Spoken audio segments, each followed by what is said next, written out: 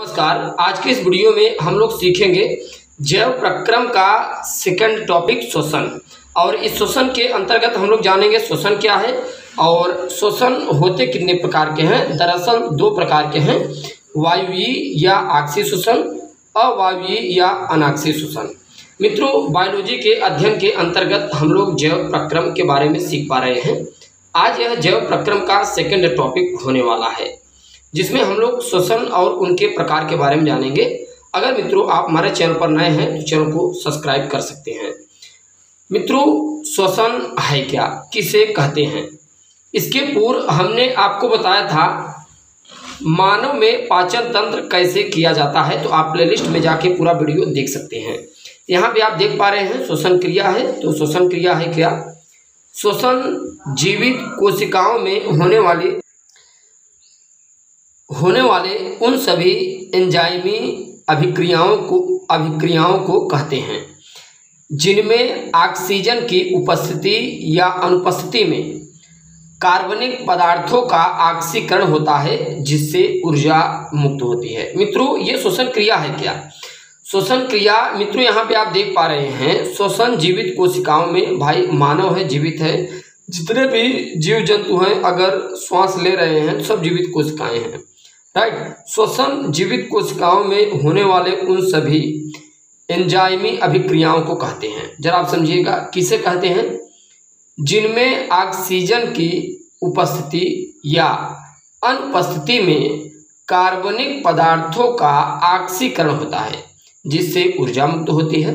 अब जरा इस चीज को आप समझने की कोशिश कीजिए। यहाँ पर वह क्रिया जिसमें कोशिका में कार्बनिक यौगिकों का ऑक्सीकरण होता है। मित्रों, वह क्रिया जिसमें कोशिका में कार्बनिक यौगिकों का ऑक्सीकरण होता है। भाई बहुत से कोशिकाएं हैं प्रकृति में जो श्वास के द्वारा जीवित रहते हैं। भाई अगर वो श्वास नहीं ले पाएंगे तो जीवित नहीं रह पाएंगे।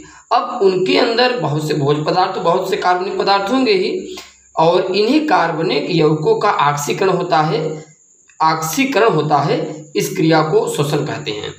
इस क्रिया में जैसे CO2 ऊर्जा जल निर्मुक्त होती है। मित्रों, आप देखते हैं जो होता है CO2 निकलता है, ऊर्जा निकलता है और जल निर्मुक्त होता है इन सब क्रियाओं में। अब जरा मित्रों, अगर श्वसन की क्रिया में यहाँ पर आप देख सकते हैं भोज्य पदार्थ है। भोज्य पदार्थ में आपके कार्बनिक पदार्थ या अकार्बनिक पदार्थ दोनों आ सकते हैं। ये चीज़ें आपको ध्यान में रखना है। भोज्य पदार्थ ग्लूकोज, राइट। अब देखिए ये इसका एंजाइम, यानी कि एंजाइम कोई भी एंजाइम हो सकता है, बहुत सब शरीर में एंजाइम उपस्थित होते हैं। देखिए ऑक्सीजन की उपस्थिति में ये क्रिया किया तो क्या बना? CO2 बना, कार्बन डाइऑक्साइड, जो कि आपके श्वास से बाहर निकलता है जब आप श्वास लेते हैं। जल निर्मुक्त होती है। आप देखते हैं जितना ज़्यादा आपके अंदर ऑक्सीकरण की क्रिया होगी उतना ही ज़्यादा आपके अंदर मित्रों पसीना होता है, राइट। और जिससे ऊर्जा निर्मुक्त होती है, आपके अंदर ऊर्जा मिलती है। ऊर्जा का क्या मतलब है? जैसे आपको गर्मी लगती है, हीट लगता है, तो ये सब है, राइट। अब यहाँ पर देखिए मित्रों क्या कहा गया है, इस ऊर्जा को विशेष ATP अणुओं में विभवीय ऊर्जा के रूप में संचित किया जाता है। मित्रों, ATP एक एनर्जी होती है जो हम इसके बाद वाले वीडियो में इसके लिए अलग से हम टॉपिक बनाएंगे। इस ऊर्जा को विशेष ATP अणुओं में विभवीय ऊर्जा के रूप में संचित होता है, जो मानव शरीर में ये सब संचित होता है ATP ऊर्जा के रूप में, राइट। तो मित्रों देखिए आपके अंदर ऑक्सीजन गया, भोज्य पदार्थ, बहुत से कार्बनिक अकार्बनिक पदार्थ हैं, इनसे क्या हुआ? ऑक्सीकरण हुआ। अब कुछ एंजाइम उपस्थित होंगे ही, जिससे आपके अंदर CO2 निकलता है। CO2 आप देखते हैं श्वास के द्वारा बाहर निकलेगा। और CO2 क्या है? ऑक्सीजन, और आपके अंदर जो गंदगी है कार्बन, इन सब से क्रिया करके CO2 ग्रुप में बाहर हो जाता है। जल आपके अंदर होता है। जल आप जानते हो 70% होता है ऊर्जा, जो आपको एनर्जी हीट देता है, राइट। गर्मियों में मित्रों ये क्रिया जो होती है दरअसल ज़्यादा बढ़ जाती है, राइट। अब देखिए मित्रों इसमें आता है श्वसन के प्रकार। दरअसल श्वसन दो प्रकार के हैं। ऑक्सीजन के आवश्यकता अनुसार श्वसन निम्नलिखित दो प्रकार के होते हैं। अब देखिए मित्रों, ऑक्सीजन के आवश्यकता अनुसार श्वसन निम्नलिखित दो प्रकार के वो कौन कौन से हैं? जैसे यहाँ पर है वायवीय या आक्सीय श्वसन, एरोबिक एरोबिक रिस्पिरेशन यानी श्वसन, राइट। अवायवीय या अनाक्सीय श्वसन या इसे एनोरोबिक रिस्पिरेशन कहा जाता है, राइट। मित्रों अब एक एक करके हम लोग जानेंगे वायवीय या आक्सीय श्वसन क्या है, अवायवीय या अनाक्सीय श्वसन किसे कहा जाता है। वायवीय या आक्सीय श्वसन क्या है। आक्सीय श्वसन अणुवीय ऑक्सीजन की उपस्थिति में होता है। भाई जो आक्सीय श्वसन की क्रिया होता है, जैसे आपने ऑक्सीजन इनहेल किया, ऑक्सीजन आप अपने नाक के द्वारा अंदर खींचे, तो वही है आक्सीय श्वसन। अणुवीय ऑक्सीजन की उपस्थिति में होता है। ऑक्सीजन भोजन जैसे ग्लूकोज को पूर्णतया ऑक्सीकृत करके CO2 और जल में परिवर्तित कर देते हैं। इसके साथ अधिक मात्रा में ऊर्जा निर्मुक्त होती है। मित्रों अब अगर आपसे बोर्ड एग्जाम में पूछा जाता है वायवीय या आक्सीय श्वसन क्या है, तो आप बहुत सिंपली इसका डिफिनीशन आप दे सकते हैं। देखिए जरा समझिए, बहुत सिंपल है मित्रों, कुछ है नहीं। इस चीज़ को आप समझने की कोशिश कीजिए। ये आप जैसे कोई भी मानव प्राणी हो, कोई भी जीव जंतु हो, सभी के अंदर ज़्यादातर वायवीय या आक्सीय श्वसन होता है। मानव प्राणी के अंदर मित्रों कौन सी श्वसन क्रिया होती है, वायवीय आक्सीय श्वसन, राइट। आप देखते हैं मित्रों, जैसे आपने भोजन पदार्थ ग्रहण किया तो उसमें ग्लूकोज होगा ही। ग्लूकोज का अणु सूत्र क्या होता है, C6H12O6, राइट। अब आपने ऑक्सीजन अणुवीय, भाई आप ऑक्सीजन जब गैस खींचेंगे तो वो अणु अवस्था में तो होगा ही नहीं, बहुत छोटा होगा, आपको दिखाई तो देगा नहीं। 6O2 एंजाइम, बहुत से आप कैटलिस्ट होते हैं आपके अंदर। देखिए टेम्परेचर कितना होता है, 25 से 45 डिग्री सेल्सियस पर ये क्रिया हो जाती है। क्या बनता है, 6CO2 प्लस 6H2। इसके साथ साथ मित्रों हमने क्या बताया, ऊर्जा निर्मुक्त होती है, यानी एनर्जी बाहर निकलती है। बात समझ में आ रही है मित्रों। तो ये है आपका वायवीय या आक्सीय श्वसन। इसके बाद क्या आता है, अवायवीय या अनाक्सीय श्वसन। इस चीज को जरा हम लोग समझते हैं। ये हमने आपको बताया वायवीय, अब देखिए अवायवीय, ये आक्सीय श्वसन, और मित्रों ये है अनाक्सीय श्वसन। अनाक्सीय श्वसन ऑक्सीजन की अनुपस्थिति, देखिए अनुपस्थिति का मतलब यह है मित्रों, ऑक्सीजन साहब उपस्थित ही न हो। अनाक्सीय श्वसन ऑक्सीजन की अनुपस्थिति में होता है। इस क्रिया को किण्वन भी कहते हैं, किण्वन। अनाक्सीय श्वसन में भोज्य पदार्थ केवल आंशिक रूप से ऑक्सीकृत होता है।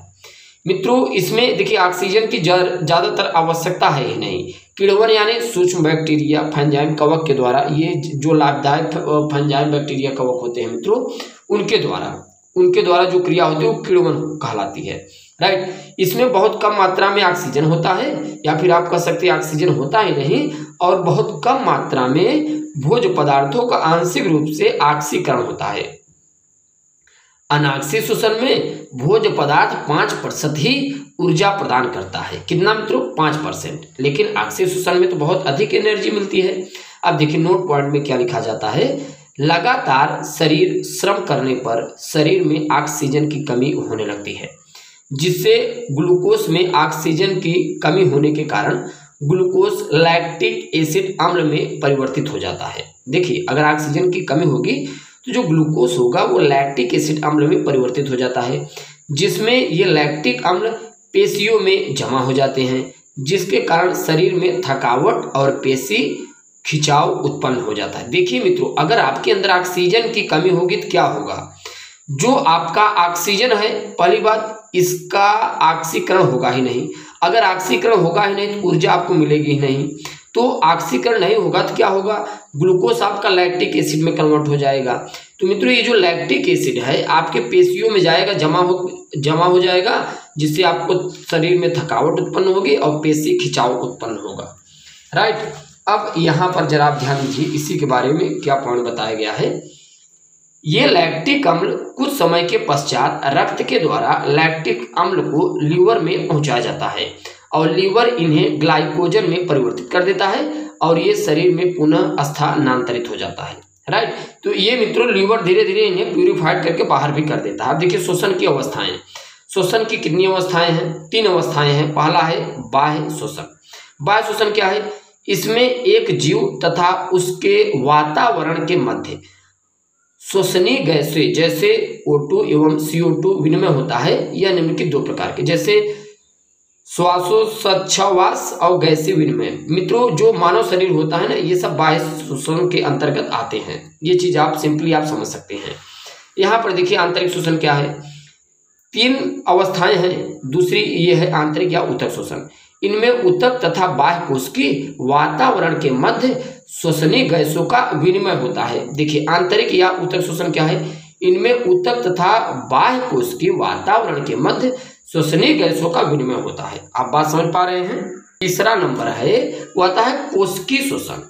कोशिकीय श्वसन किसे कहा जाता है, यह एक एंजाइम नियंत्रित चरणबद्ध रासायनिक क्रिया है जिसमें माइटोकॉन्ड्रिया के अंदर ग्लूकोज का ऑक्सीकरण होने लगता है।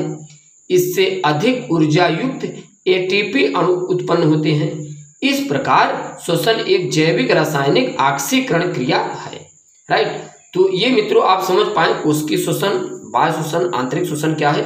चलिए इसके बाद हम लोग नेक्स्ट वीडियो लेक्चर मुलाकात करने की कोशिश करते हैं। मित्रों धन्यवाद।